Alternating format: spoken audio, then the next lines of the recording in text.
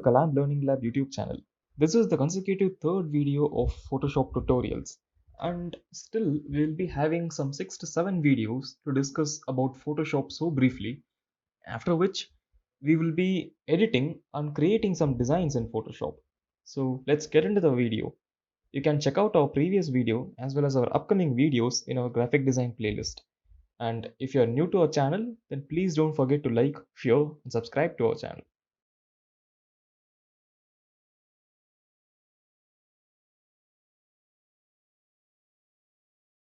In our previous concept, you would have noticed that on the same image, we worked on creating a type as well as layer style effect. Now, in this concept, we are going to very quickly create a warp text effect. Basically, warp text is nothing but when you give a text a 3D effect or an expanded effect, we call that as a warp text. So very quickly, let's create them. You will find a difference that in our previous image, we had a text with set now at a discount of 50%. But if you look at here, now the 50% text has been removed by me so that I can show you the warp effect once again. So what I will do is, I will very quickly recreate the text which says 50%.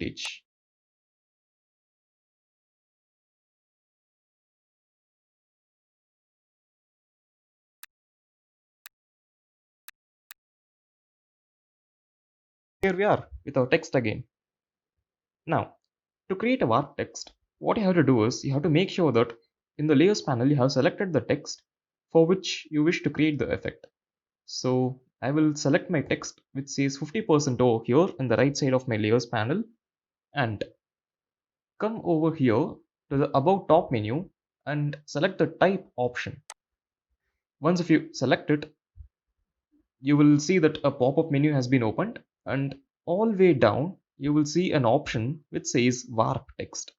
Select on that, and now a pop-up menu has been opened here which says warp text panel. If you come and watch this panel closely, you will find that now there is no style, and let us give some warp style right now. Everything over here is based upon trial and error, guys. It's like each and every effect is based upon your imagination and your choice. So the first is arc, and arc lower, arc upper, arch, bulge, and shell lower, shell upper, flag, and this is wave wherein it will create a wavy text. So as and then I keep on changing the style, you will see the difference in the text below. And this is fish, and we call this rice because as you see it just rises from the bottom. Fish eye is again very similar to bulge effect. Inflate, wherein the text inflates from the middle. Squeeze, as we know the text is giving a squeezed motion. And twist. So now what I'm going to do is, for me, I prefer bulge over everything usually, so I just click on this bulge effect, and as I did so you can see the difference right here. It will ask you whether you have to give this effect in a horizontal path or a vertical path. So it's up to us, and if you select vertical you will see the difference, and if you select horizontal you will again find the difference over here. Scent is basically when you decide how much of the effect to be applied to your text. So it's in 50 right now, and I will reduce it and you will see the change. As I keep reducing it, the bend is decreasing, which means that the effect is decreasing, and as it goes in minus you will see that it is diminishing. You basically choose how much of your effect should be in your text. So what I will do is I will give it a number which is 30. So I think 30 is perfect for me, and let it be horizontal. And horizontal distortion and vertical distortion is basically when you select how much of bend to be created from horizontal side and how much of the bend to be created from your vertical side of the text. So I prefer this to be in 0, and that's it. Let's just click OK.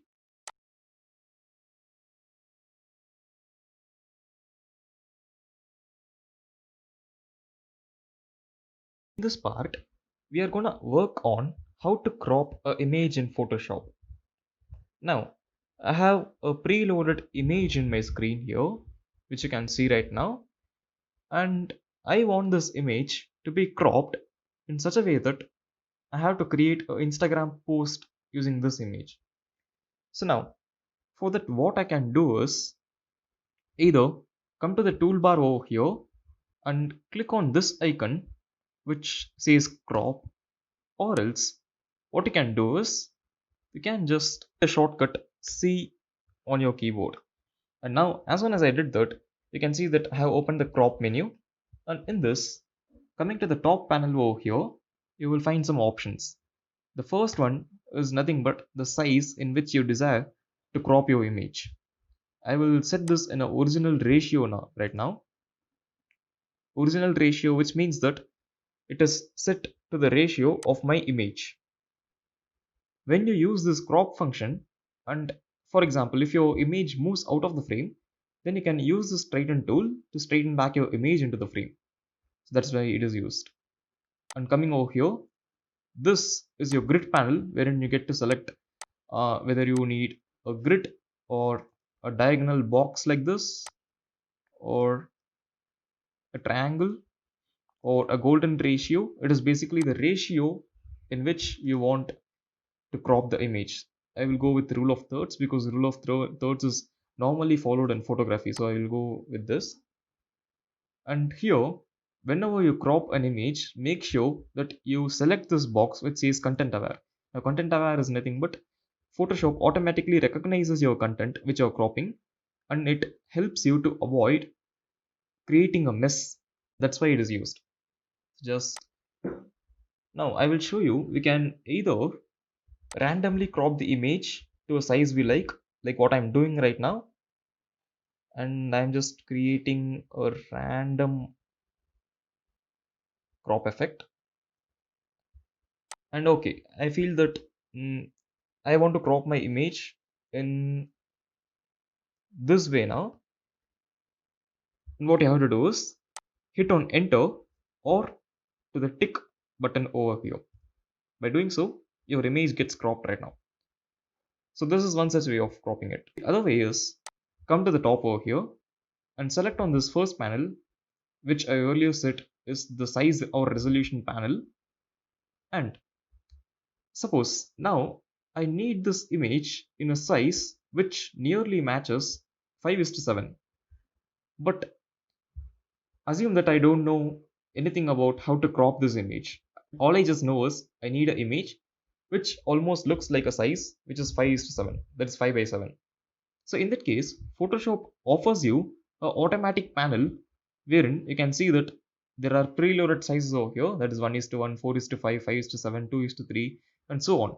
So I preferred a size which is to be 5:7, and just click on this, and you can see now guys, that is Photoshop automatically tells you that this is the size wherein you have to crop, and by doing so you will get a size of 5:7. So that is how Photoshop is. It has all automatic tools and features that allows you starting from auto tone, auto color, auto contrast, and auto cropping and everything, which helps a beginner in many number of ways. So now, as I said, it is in 5:7 now. I'm just hitting enter, and that's it. You can see that my image now. Suppose that I need this image of mine to fit into an Instagram post, and for that, what you have to do is just come to the file over here, create a new image, or as usual, just press Ctrl plus N or Command plus N if you're using a Mac, and hit OK. Naming this, I'll just come down here, and the ideal width and height of an Instagram post is 1200 divided by 1080, or it can be even 1350 for that matter, talking about the width. But I would give it a value of 1200 by 1080. And the resolution, I prefer this post to have a maximum resolution which is 300, and that's it. We have got an Instagram post over here. Now, as we do in each and every picture, the same technique guys, drag it and drop it. That's it. We did this now. Now what you can do is just plus control plus T or command plus T.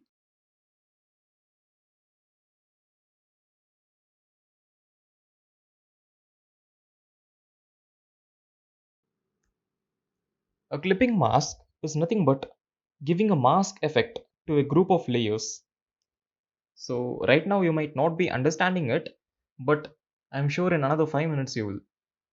So we'll start with this effect. What I'm going to do is I'm going to create a text which says design over this grass layer as my background.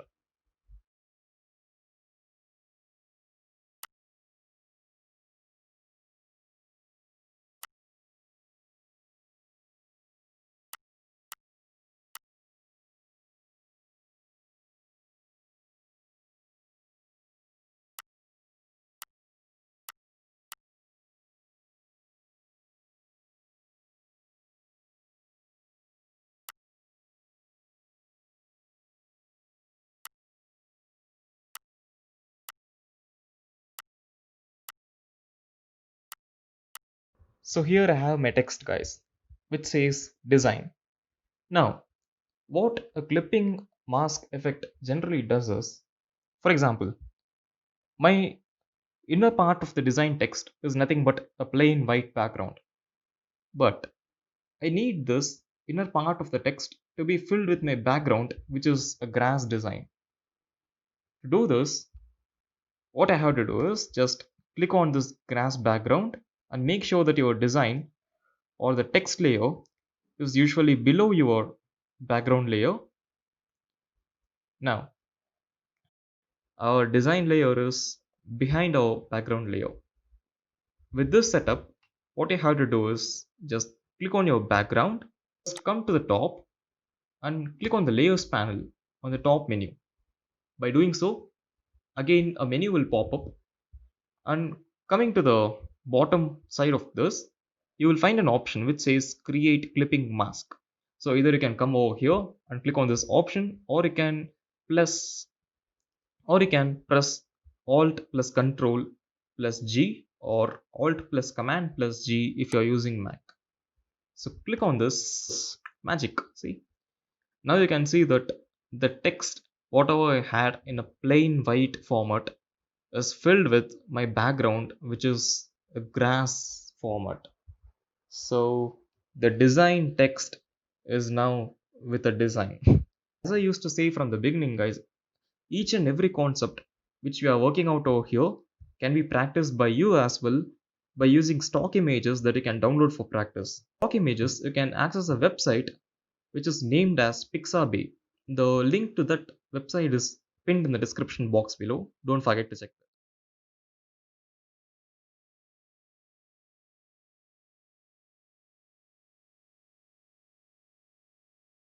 Key tools are a part of selection tools using which you can draw selections based on geometric shapes like rectangle, circle, ellipse, and so on. So we are going to work quickly on rectangular and circular marquee tool. First, you will notice that on screen we have two background images. One is a picture of a mountain illustrated, and the other one is a mobile with a blank screen. So what we are going to do is we are going to use this illustrated mountain image. We are about to clip this image in our mobile screen. So to do that, first I'll create a new image and I'll name this as rectangular marquee.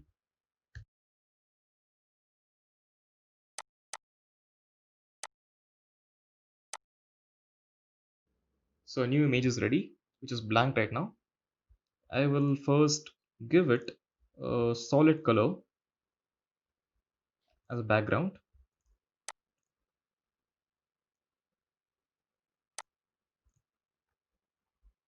Yeah.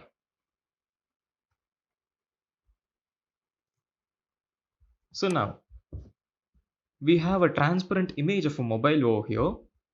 And as I repeatedly used to say in the same step, just drag and drop it in our image.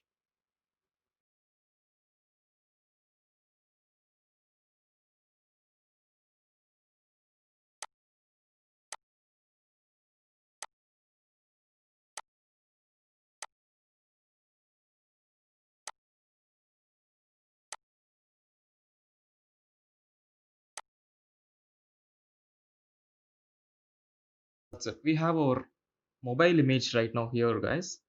And now it's time for us to use our rectangular marquee tool. Just come over here and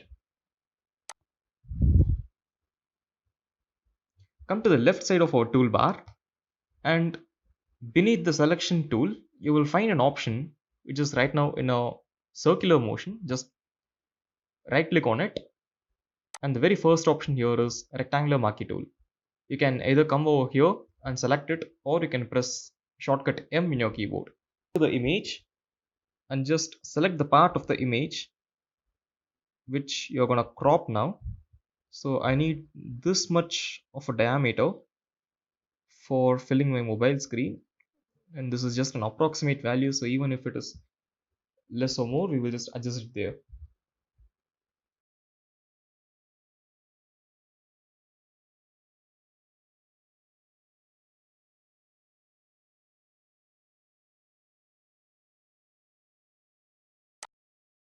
Same technique again, just with the selection tool and left button of the mouse, click on it, drag and drop it on your another picture. And here we are, guys. So we have used our rectangular marquee tool. We have just cropped an image from this layer, and we have used our main layer as a mobile phone, and we have dragged and dropped our crop layer in this white plain mobile phone in order to create a image effect.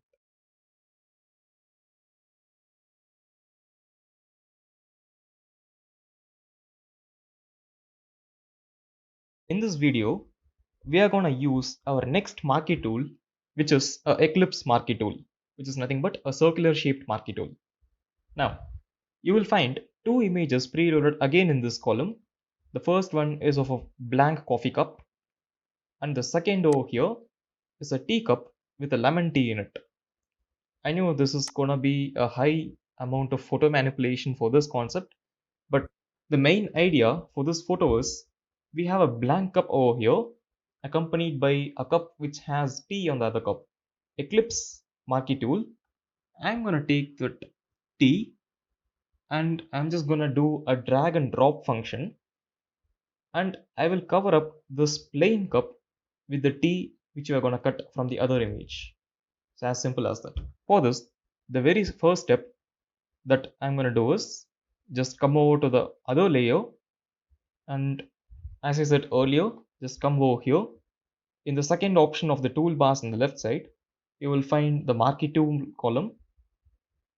Click on it and you will find the elliptical marquee tool. So elliptical is nothing but the marquee tool in a circular motion. Click on it, and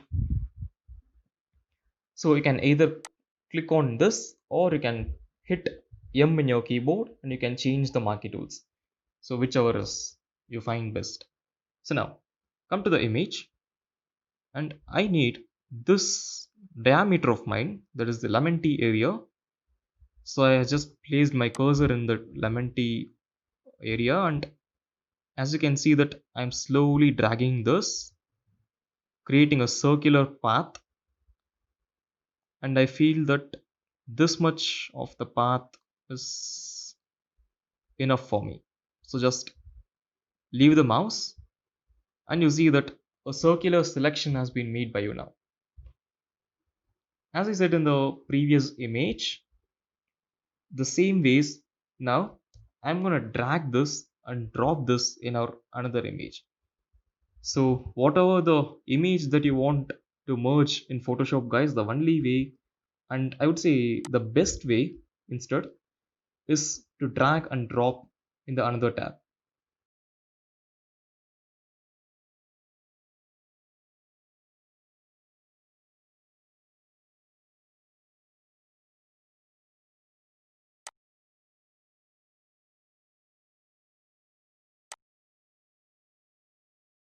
See that I have dragged it and dropped it, but the size and diameter of this drag and drop image is too small, and I couldn't cut more of the image from here, because you can see that if you start cutting more of the image, then you will then you will notice that if we had cut the image from any size beyond this, then we would have got these white lines and the glass particle which we don't want for our image, which is an obstacle. So we just have to stop cutting from that point.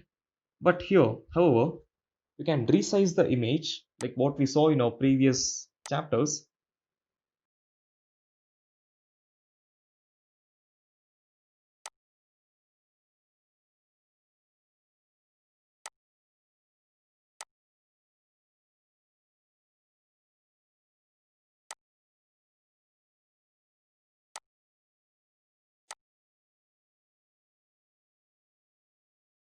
So that's it, guys. Now you can see that we have filled our plain coffee mug with a kind of a tea layer in it. I know right now it's kind of whatever I would like to call it, either as blank or it is clearly looking like it is edited one, and it is not giving us a natural feel. That is because we have to do a list of retouchings to this image yet, which we will look into very detailedly in our upcoming concepts. So for now, let us just understand till here that we have used a rectangular marquee tool as well as an elliptical marquee tool for cutting and dragging in and dropping it in another images to create one image.